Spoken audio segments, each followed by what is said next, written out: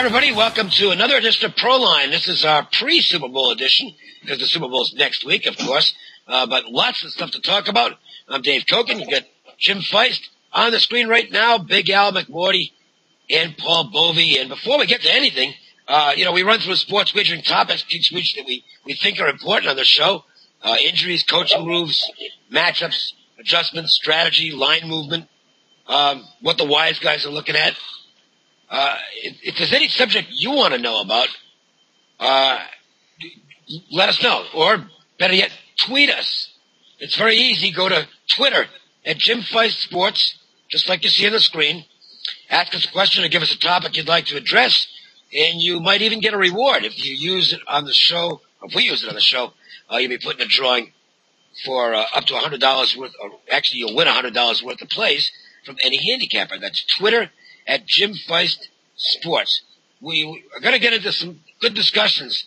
In fact, we'll pick up one that we were just having off before I clicked on here.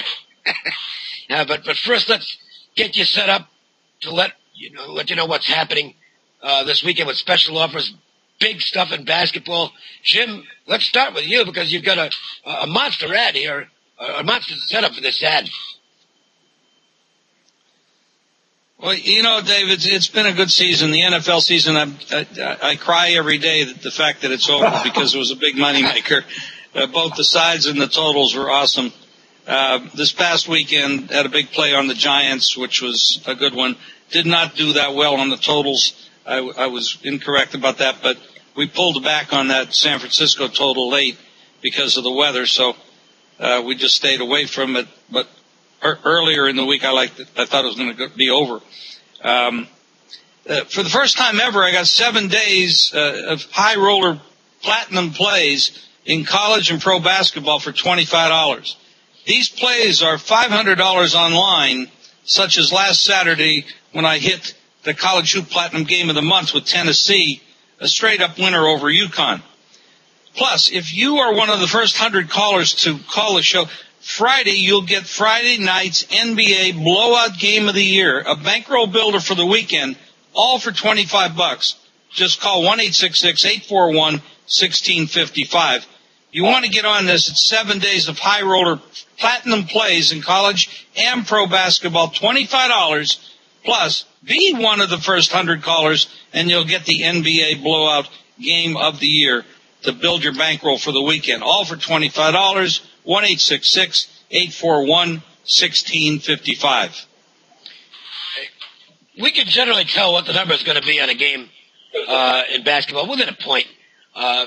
Just let me know what the game is. Within a week, we're going to get it within a point, unless there's something wrong. An injury happens or something like that that throws the line off kilter. So I know about what the numbers are going to be for this Saturday's college games. One game, to me, it's a scheduling spot, and I think this is an absolute standout play. It's going to be a really big play for my personal service players. We call those big shots, so they're pretty much self-described. And these are games that, if sold individually, you're looking at paying $1,000 for this play. It's only for really big players. We're going to make this one available to everybody. $19, you're going to get this big shot play that's going on Saturday. You sign up early for that. If you sign up on Friday, I'm also going to get you my high roller NBA parlay. 3 big plays in all. $19. It's a great offer. Look, even if you're not a serious player, this is an opportunity to get one of those serious player type of selections. These big shot plays don't come up all that often. When they do, you got to step out and fire on them. $19, 1-866-841-1665. That's 1-866-841-1665. Big Al, Fortune 500 time. These babies are these are state-of-the-art selections, I guess you could call it. Not much more valuable than these. No, Dave, they sell for $500 online, and I've got a very special offer for folks who are big fans of the Fortune 500 releases. I'm going to have a 5-play countdown in basketball on Saturday, including that Fortune 500 Club play, and also I'm going to throw in a Big Ten Dimes play. And these 5 basketball plays, Dave, You're not going to pay over $500 for all this action. It's just $25. And if you're one of the first 100 callers who sign up on Friday, I'm going to throw in my Friday Fortune 500 Club release. That's right. So you get not one, but two Fortune 500 Club plays. It's over $1,000 of value. You get 6 big winners in basketball, all for $25. You must call on Friday. 866-896-1628. That's 866-896-1628. You get 6 big plays if you call Friday. If you miss the Friday, then you can still call Saturday, and you get the 5 plays on Saturday for only $25. 866-896-1628. And Paul Bovi, who is in out of the rain, Paul was at the game last week, is watching the 49ers and Giants play. I believe he was rooting for the winning team, and so was I. I was not at the game. But this week, Paul, you are indoors, staying in, keeping your head dry, and firing out a monster play in this conference game of the year coming up on Saturday. Well, Dave, I didn't have a play on that Giant game, and unfortunately, my playoff run came to an end. I had the over in that New England-Baltimore game, and I'm still agonizing over Billy Cundiff's miss because I had the number at 48.5, so it would have went to overtime, and certainly it would have cleared that number. But hey, life goes on, and it's been a great week in the NBA. I've won my last 6 games. I'm 20-16 on the year.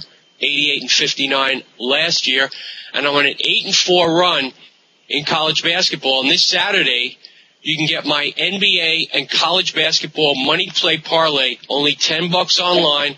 But if you call the office, you'll get an entire week free along with that for only that same $10, 866-577-9174. That's an NBA and college basketball parlay.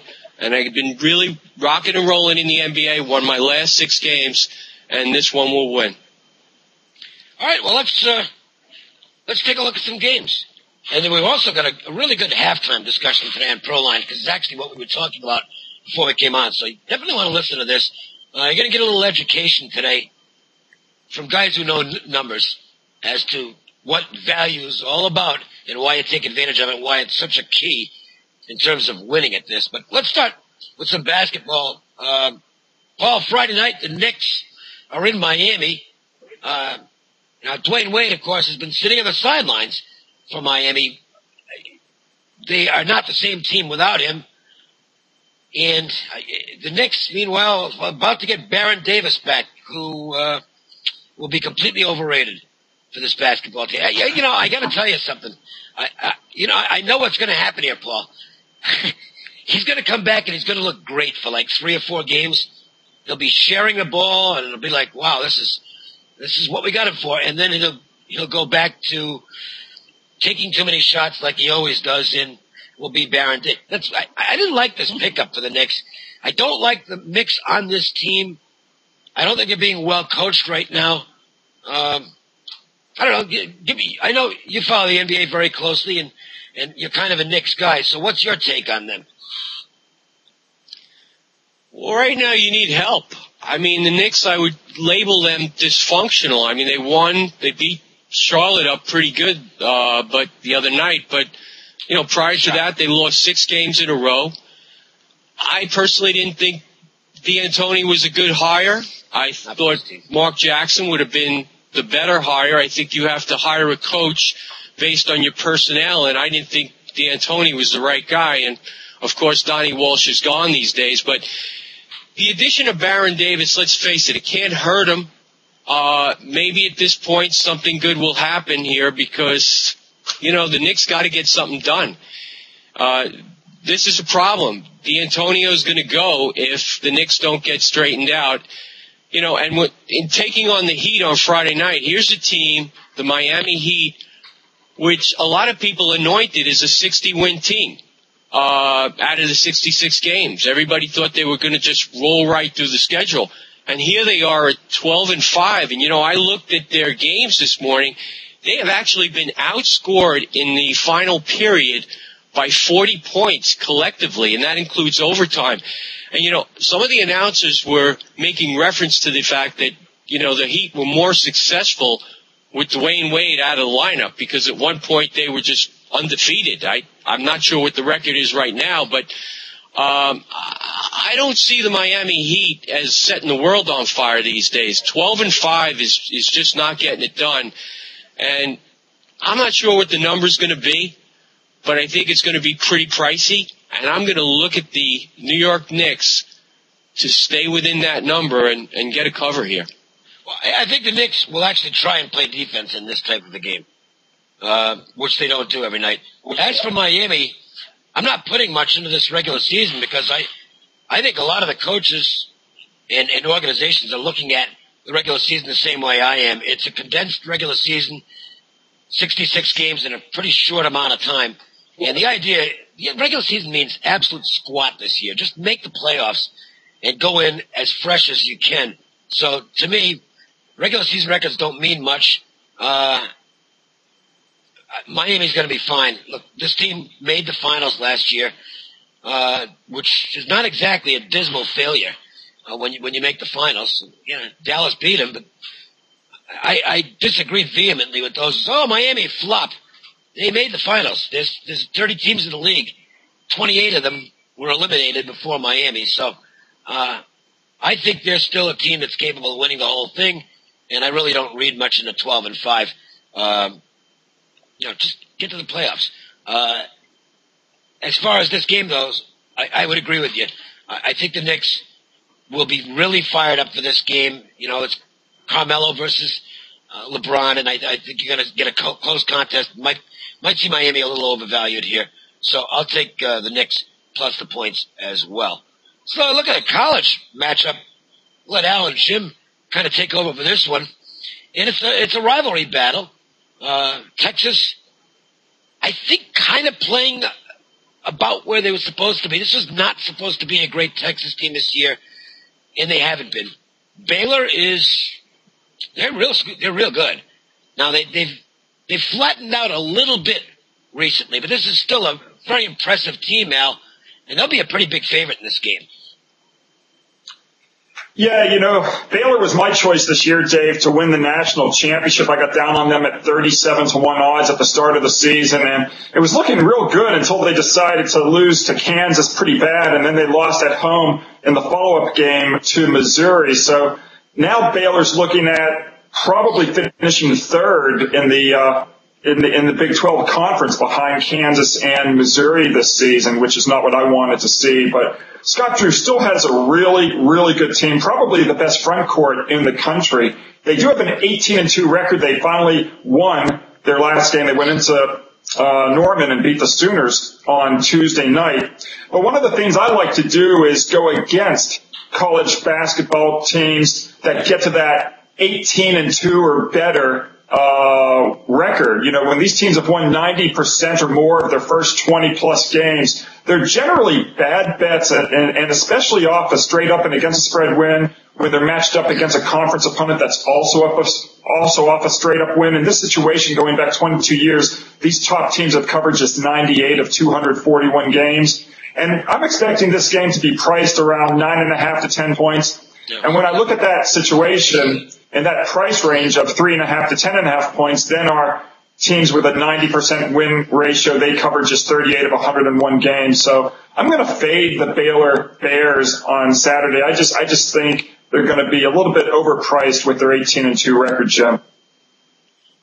Well, Al, you make tremendous points, and one of the things that just logic, I don't have the database that you have to look back at that.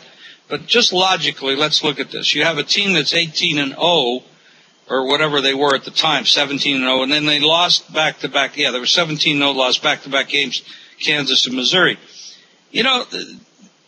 After you're that good, and they're covering the spread at 13-5 right now against ATS, the lines start to get higher. You start to believe in yourself. It's hard to constantly go out there and have that big target on your back. Everybody knows you're the undefeated team or one of the best teams in the country, just like Notre Dame did to Syracuse the other night. You got the target on your back, and it's hard to be up. It's hard to be on your A game each and every time. Texas wants to beat this team It's a huge rivalry. They're 13-7 on the season. But, I mean, Texas has a bad record in their last 18 games anywhere overall. They're 5-13 against the spread. Now, that doesn't inspire any confidence in making a wager, but because Baylor has lost those 2 games, they're going to wake up again because that confidence starts to wane. The coach gets on them. They get back to fundamentals, and they become better again. One of the coaches years ago said, one of the best things a team can do late in the season when they're undefeated is to lose a game or 2 because it gets them refocused for the conference tournament and for the NCAAs. That is now what happened to Baylor. So they will refocus, and they will get tough again. Texas is going to be after them because they really don't have anything else but to go after these big revenge games, these big games where they're playing a rivalry. So taking what I think will be about 10 points might be the right side. But I'm going to wait to see the line. If the bookmakers, odds makers make this game like 12, it's a sure take. If they make it 9, I'll probably pass. So that's kind of where I'm at with this game. I'm looking for a great spot to fade Baylor, but I'm not going to go crazy with it because they've already lost those 2 big games, and they're going to refocus. You know, the other interesting thing, the Big 12 conference, of course, is one of the better home field advantages, of all the major conferences. And the home teams in the Big 12, even though they're winning 2/3 of the conference games straight up, the home teams in conference play are just 13-20 against the spread, so they're a bit overpriced. And it just shows you that it's worth taking the points in Big 12 games thus far this season. So, I think Scott Drew's team will win. I just don't think they're going to cover, Jim.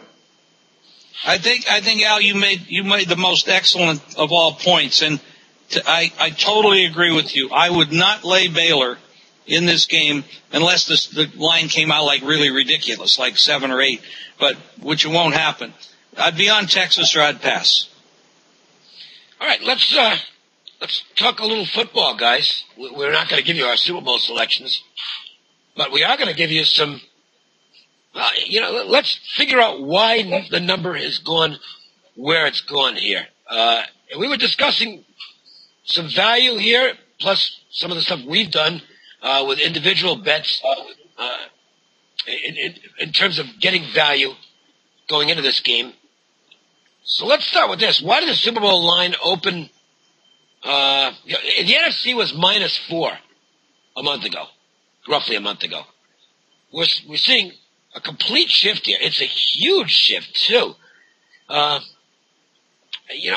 understand why it's going to shift to some extent because you get the number 1 seed made it out of the NFC, and it's not the number 1 seed, or I should say out of the AFC. It's not the number 1 seed out of the NFC. So there's going to be a shift, but it's a big shift, and yet now there's Giants money coming in. So Al, let's start with you on this.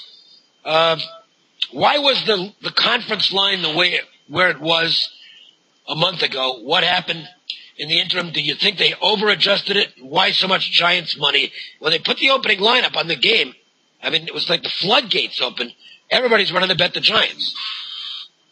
Yeah, I think the line was right, a month ago because you had probably a 65 to 70% chance that the NFC was going to be represented by one of the 2 best teams in the league, Green Bay or New Orleans, and you also had a 65% chance that the AFC was going to be represented by somebody other than New England, its best team. So, that's why you had the line pretty high because, if you would have had, for example, a Green Bay versus Baltimore matchup, Green Bay would have probably been favored by over a touchdown on a neutral field, as would have New Orleans. So the early line a month ago of -4 takes into account all the possibilities. It could have been, one of 6 teams in the AFC versus one of 6 teams in the NFC. So that's why that line was set. Now, when you get this ultimate matchup of the Giants, New England, and the line comes out at a lot of places at New England -4, that was a bad number. I think people were looking too much at the New York Giants of the middle part of the season and not enough at the New York Giants as, the team in the last 3 games that just crushed Atlanta, just dominated Green Bay, and played an even game against a very good team on the road, a team that doesn't even lose at home, in the San Francisco 49ers. So when a lot of people saw that they could get over a field goal, which is, of course, the key number in pro football betting, there was a rush to take the 4 and the 3.5, and now the line is settling at 3, and it's even come below. It's even 2.5 in spots right now. It's interesting here. 2.5. Well, Jim, I was going to say, it's interesting how things have changed a bit over the years. Very rarely in the past. This speaks to, I think, a better mindset among the bettors. The fact that they're sharper. They're not as square as they used to be. I can't recall where you'd have a game of this magnitude and people would actually be immediately betting the underdog and public opinion would be on the underdog. Look, for years, those of us in the gambling industry know the public's always going to bet the favorite. In fact, on those rare occasions that the public did get excited about the underdog, that would be the time the sharp guys actually looked at the favorite. Now you do have to respect the moves that are out there, and I think this is not just public bettors, but a lot of sharp guys as well. And I'm not saying this is my opinion on the game, but a lot of sharp guys as well are looking at this and saying, you know what, odds makers made this number a little too high. And they jumped in and took the Giants right away on this. Well, take a look at the 2 championship games that we just spotted. Both games were very, very low lines. All 4 teams relatively equal. You put them in a hat and drew them out. You don't know who the better team is. Yeah. I mean, they all had their strengths and weaknesses, but overall, 4 pretty equal teams. Now, I go back, when you talk about football seasons that are 16, 20 weeks long, teams evolve and they devolve. And what we had teams that peaked too early and then slid off. We had teams that started poorly and then got good. The Giants specifically, they had a lot of injuries. They got better. They crushed Atlanta, didn't give up a point. You could make an argument that San Francisco should have beaten them the other day. And because, that was a defensive battle. It was a tough game. And if it wasn't for Ted Ginn not playing, Kyle Williams isn't even on the field. And he gave the Giants real good chances of getting 10 points, and they did get them. So, but that doesn't mean the Giants are a bad football team. That means that San Francisco is a pretty damn good football team, and the breaks just went against them. You look at the Baltimore-New England game, Flacco actually statistically outplayed Brady, but he threw a more critical interception than Brady's interceptions. He had 2. Flacco had 1. But the missed field goal, the drop touchdown in the end zone, you could have been looking at Baltimore against San Francisco here very easily. Now, the line move going from 4 NFC to 4, AFC, I think is ridiculous. I think it was an over-adjustment by the odds makers, and they're getting killed with Giant money. And they're going to pay the price if the Giants play well, because 80-some% of the money is on the Giants, and the line movement is towards the Giants. So this is not a reverse line move situation. So the odds makers have put their foot in the wrong place here, and they could get stung if the Giants win this football game. What's interesting, and Alan, I want to go back to you for a second here, and then we'll get to Paul on this. I do think the books could get hurt to some extent here, because I think the sharp money on the conference, not forget this football game, when the number was out there a month ago with the NFC -4, I think a lot of guys like you jumped in and said, I am just going to take these points because I can't do worse than this when the actual matchup comes up. And you've actually put yourself in a situation now where you've got a great price on the matchup. And if you want to go for a middle, you got a close game. You got to catch 2 tickets here. Yeah. They got a bad situation. My only point would be, when you compare the amount of money that was actually placed back then compared to the amount of money that's being placed on the instant game, it's nothing. I mean, so the bookmakers aren't going to worry about the action a month ago that was speculating on the Super Bowl because it pales in comparison. It's probably 1/10 of 1% of the amount of money that they're going to take on this game. So I don't think they really care about that. All they're focused on is putting out a good number on this game, and they really didn't. And, I look back to the 2001 game between Baltimore and the New York Giants. That's the last time I can remember the odds makers putting out a ridiculously bad number on the Super Bowl. If you guys recall, I'm sure Paul will recall, that line opened pick'em, and Baltimore quickly, within minutes, moved to a 3-point favorite against the New York Giants. And that's the last time I remember a game having a number hung on it this bad that was just, taken advantage of by the Sharps. That's the thing, Paul. I don't understand why the number. I don't understand why the number didn't open 3 in this game, or maybe even 2. And that's not a prediction of the game. But in terms of where the betting I knew as soon as I saw the number, wow, the Giants are going to get a ton of money here. And that's not what a bookmaker's supposed to put up a number, particularly in a game like this that generates split opinion. They didn't do it on this game. I don't understand that. Well, I don't think they adjust so rapidly because remember when they played the first time, I believe New England was a 9-point favorite. So they clearly put up a bad number because this reminds me of New England reminds me of a Denver Bronco team, the two teams in the 1980s that went to the Super Bowl and somehow skated by with in my opinion, less than average defense.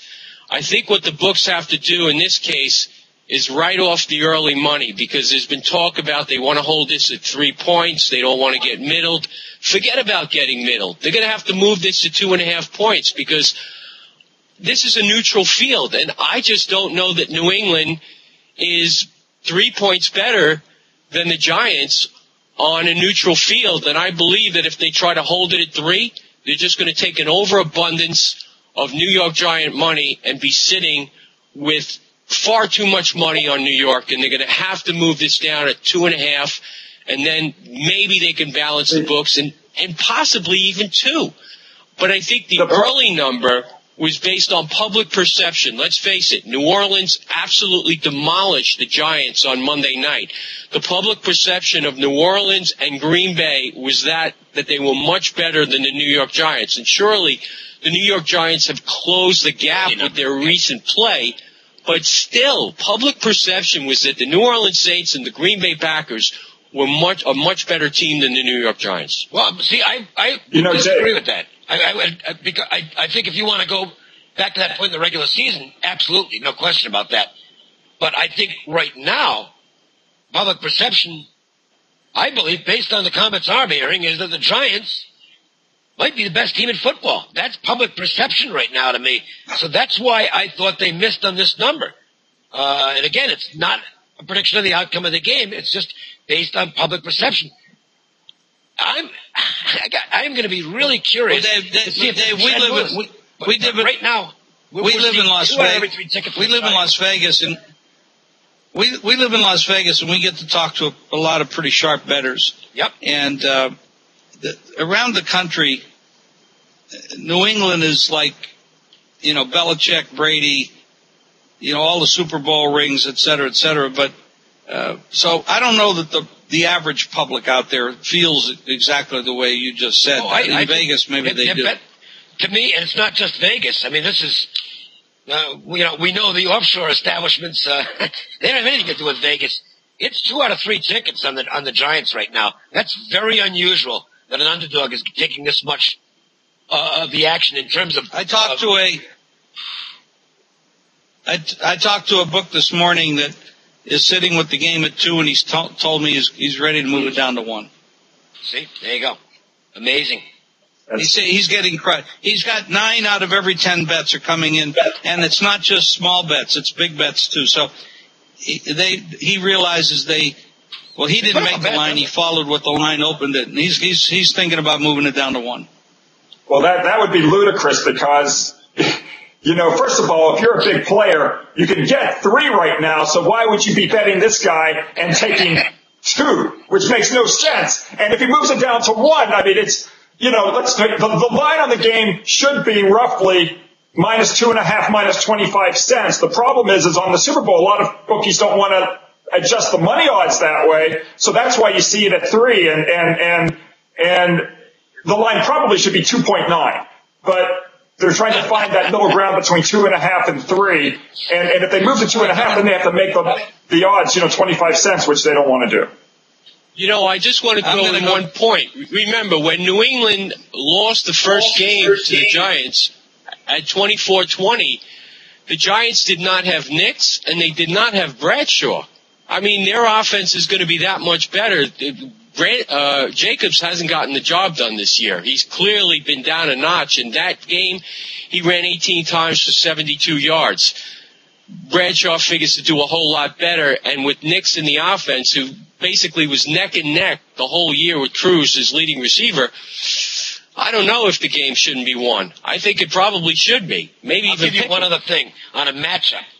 And again, this is perception, so we don't know what's going to happen in the game from that standpoint. But if after watching, and you were there, the 49er Giant game, Edelman, and this kid's a hell of a versatile player, but he was overmatched trying to defend in the slot. Couldn't do it. And the Giants have the best slot receiver in the game right now in Victor Cruz. Patriots have a problem with that matchup. That does not mean the Giants are going to win the football game, but that everybody's talking about that too. It's not one of those things that just, really sharp football people are talking about. Everybody's focusing on that. It's overwhelming to me how much opinion there is that the underdog is going to win the football game. Forget covering the spread. Well, it's going to be fun, that's for sure. But we have a lot of basketball before then. There's a chance to win a lot of money out there this weekend. Not in the Pro Bowl. That is this weekend, right? That All-Star football game? They play Senior Bowl. Oh, it's the Senior Bowl. All right, I don't know. I don't bet All-Star games. I don't watch them either. Let's once again update everybody as to what we've got for special offers this weekend. What you want to do is build your bankroll now so that you can play with house money on the big game next week. Then you're in a position to win a lot. Paul, huge game for you to start things off. A conference game of the year in college hoops. That's big. Yeah, basically I have an NBA and college basketball money play parlay.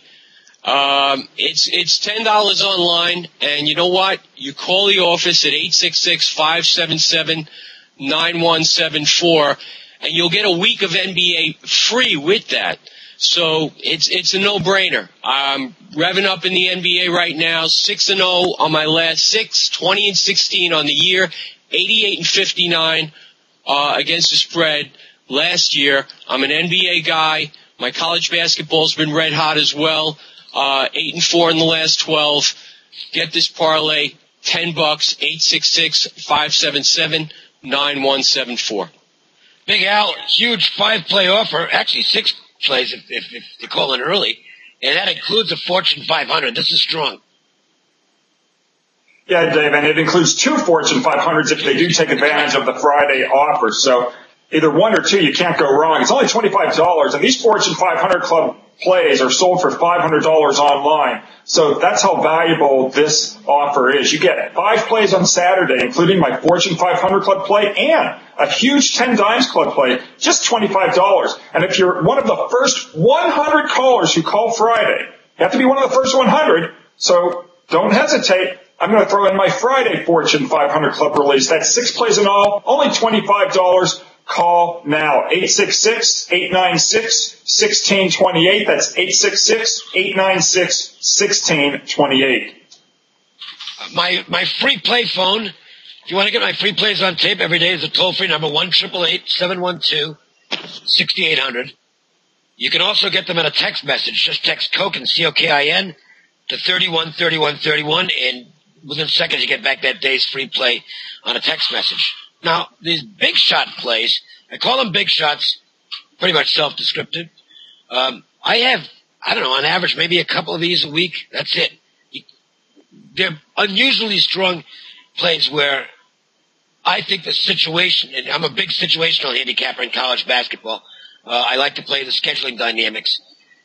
the scheduling dynamics have to line up, and it has to be in a really strong spot where and a team I have a good feel for as well. I've got one scheduled for Saturday, big shot selection. These are generally not available unless you are a full season subscriber on my personal service. This one is going to be made available for $19. And I recommend you be on this game. It's going to win. If you sign up Friday, you'll also get an NBA parlay, a high roller NBA parlay. So that's 3 big games for $19. Take advantage of it now at 1-866-841-1665. It's 1-866-841-1665. And Jim, well, I mean, this is, you've been doing this for a while, and when you have a first-time ever offer, it's something people should pay attention to. This is the fossil game of the year. I've been around so long, Dave, we can call it that. For the first time, actually, I have 7 days of high roller platinum plays in college and pro basketball. Plays like last week's Tennessee, where they're an underdog and they win straight up. These are the kind of plays that followers pay about $500 online, actually. And you can get this for $25, get the 7 days, and if you're one of the first 100 callers on Friday, you'll get Friday night's NBA blowout game of the year. This is a bankroll builder for the weekend. So you win this game, you go in hot and heavy into Saturday and Sunday. You want to get this play. You want to get all 7 days of these plays for $25.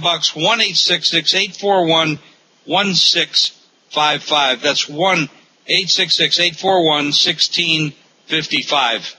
Yeah, I forgot something.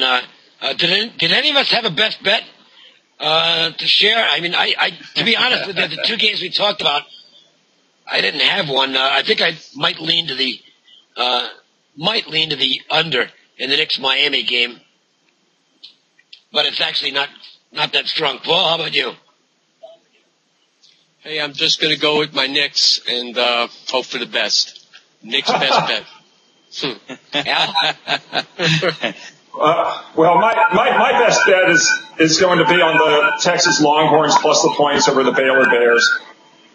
How about you, Jim? I'm going to go along. I'm going to go along with Al because I don't know. We got a feedback now, but I'm going to go along with Al because I think this is a spot where I think Texas is going to be super motivated for this game. I am a little afraid of Baylor because they've had the losses and they're going to refocus. But if we can catch 10, 11 points here, I'm going to grab Texas. What the real best bets? Take advantage of the special offers. Good chance to make some money here, guys. That's it. We're done. So for Big Al and Jim and Paul, I'm Dave Cokin. Thank you very much for watching. Have a great week. And don't forget, next week, we will have our Super Bowl edition. And we're going to get into some props and stuff like that. Have some good stuff for you for the big football game. So be sure and join us. See you later, everybody. Thanks, everybody. Thanks, Ed.